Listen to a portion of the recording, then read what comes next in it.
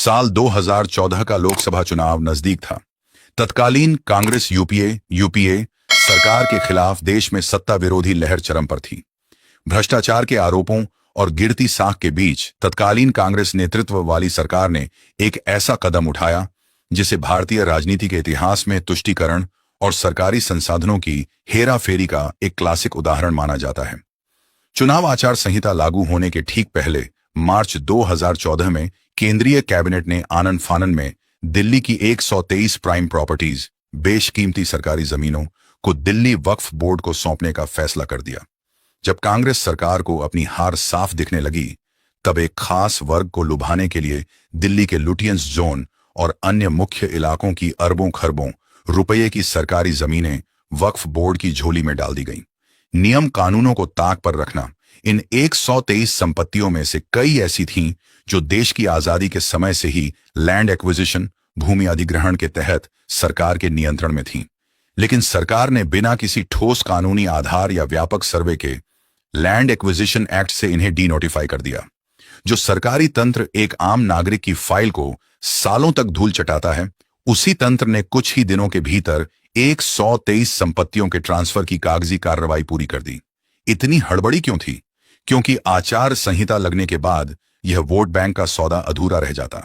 कांग्रेस सरकार ने एक झटके में दिल्ली की 123 सबसे पॉश और वीवीआईपी संपत्तियों को दिल्ली वक्फ बोर्ड के नाम ट्रांसफर करने का फरमान सुना दिया।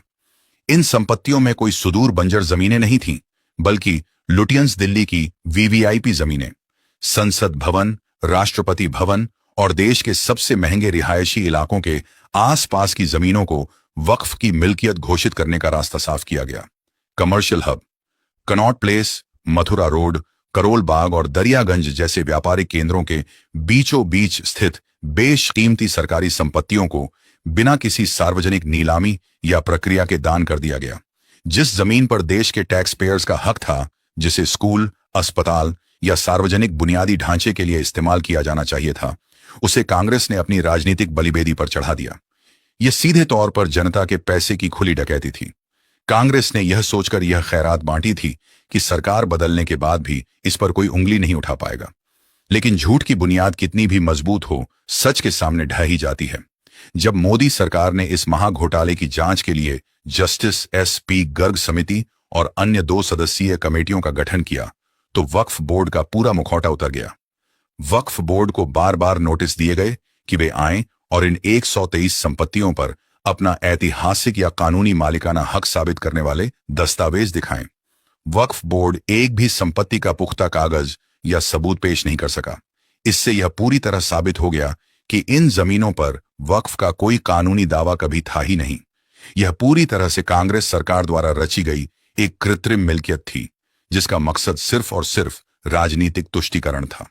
साल 2023 में जब केंद्रीय शहरी विकास मंत्रालय ने इन सभी 123 संपत्तियों को वापस भारत सरकार के नियंत्रण में लेने का आदेश जारी किया, तो कांग्रेस के इस ऐतिहासिक पाप का घड़ा फूट गया। यह पूरा प्रकरण देश को यह याद दिलाता रहेगा कि सत्ता के लालच में अंधी हो चुकी कांग्रेस सरकार ने किस तरह देश की संप्रभुता और सरकारी संपत्तियों का सौदा किया था।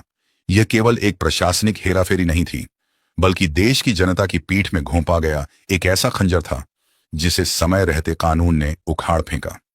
दोस्तों, ये वो काला सच है जो कोई भी दलाल आपको नहीं बताएगा। दोस्तों, इसलिए उद्घोष ने यह मुहिम चलाई है कि हर सच को आपके सामने रखा जाएगा, लेकिन इसमें आपको हमारी मदद करनी होगी। हर भारतीय तक आपको हमारी वीडियो को पहुंचाना होगा ताकि हर भारतीय छुपाए गए सच को जान सके। इसलिए ज्यादा से ज्यादा शेयर कीजिए और YouTube पर उद्घोष चैनल को सब्सक्राइब कीजिए। जय हिंद, भारत माता की जय।